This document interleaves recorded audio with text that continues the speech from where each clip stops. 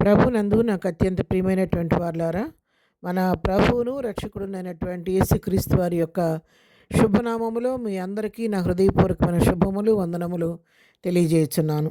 ఉదయకాల సమయంలో దేవుని వాక్యాన్ని ధ్యానం చేసుకుందాము. ఈరోజు వాక్య ధ్యానము కొరకు మనం తీసుకున్నటువంటి లేఖన భాగము కీర్తన గ్రంథము 91వ కీర్తన 13వ వచనం చదువుకుందాం.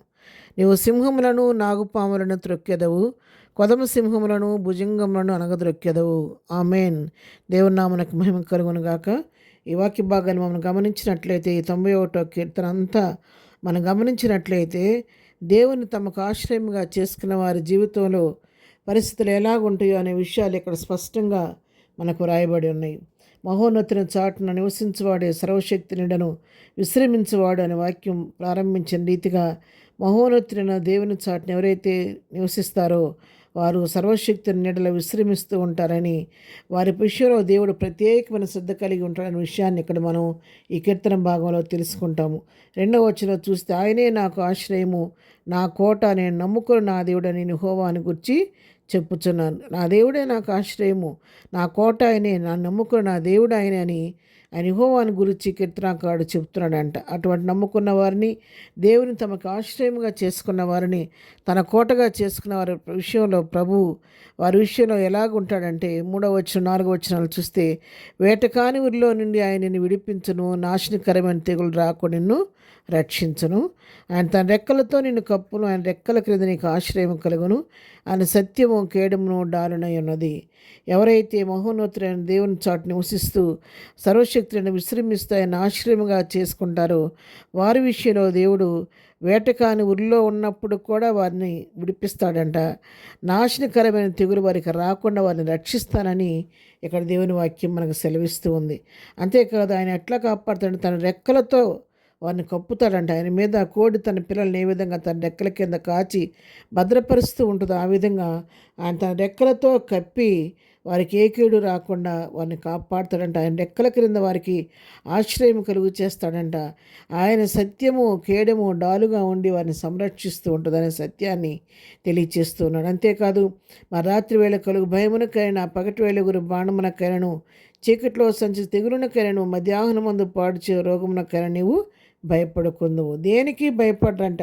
ఎవరైతే దేవుని తమ మహోన్నతిని మన చాటు నివసిస్తారో, ఆయన ఆశ్రయిస్తారో వారికి ఏ కీడు సంభవించకుండా వారు దేనికి భయపడరంట. రాత్రివేళ కలిగే భయాలకి భయపడరంట. పగటి వేళ ఎగిరే బాణం లాంటి మరి సమస్యలకి వారు భయపడరంట. మరి చీకట్లో రకరకాల తెగుళ్ళు సంచరించిన వాటి గురించి భయపడరంట. మధ్యాహ్నం మందు పాడు చేసే రోగాలు వచ్చిన వాటికి కూడా వారు భయపడరు అని చెప్పని ఇక్కడ వాక్యం సెలవిస్తూ ఉంది.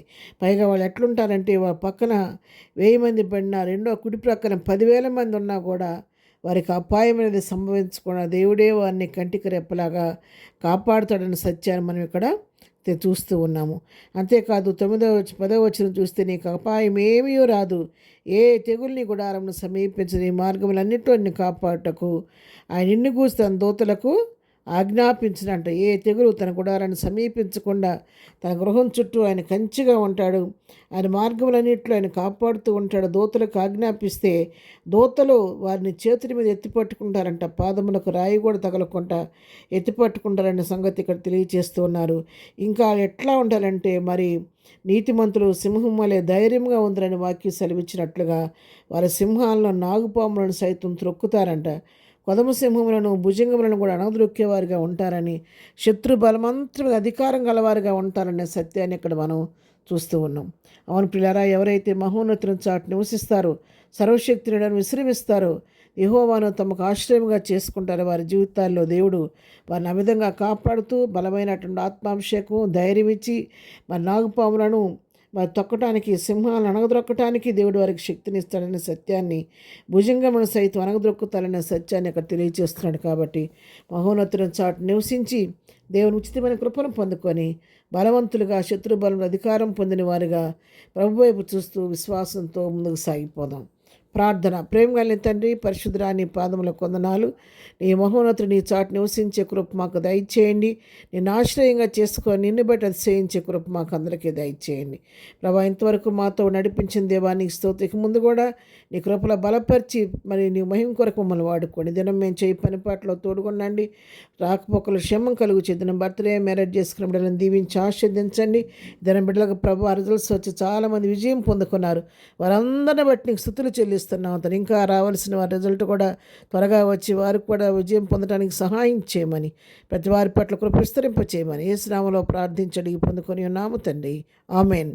ప్రభు కృప సదాకాలం మనందరికీ తోడై నడిపించునుగాక. ఆమెన్.